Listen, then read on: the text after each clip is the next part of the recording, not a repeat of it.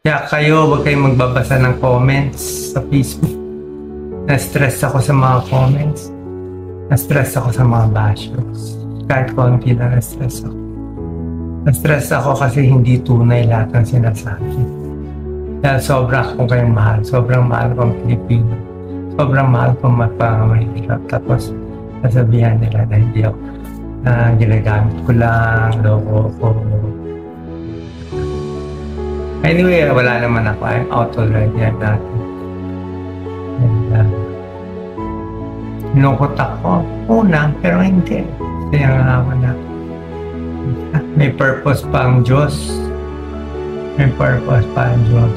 And ang good news, kahapon na Wednesday, Sunday, Monday, Tuesday diagnosis. Wednesday, chemo na agad ako. Ito yung chemo.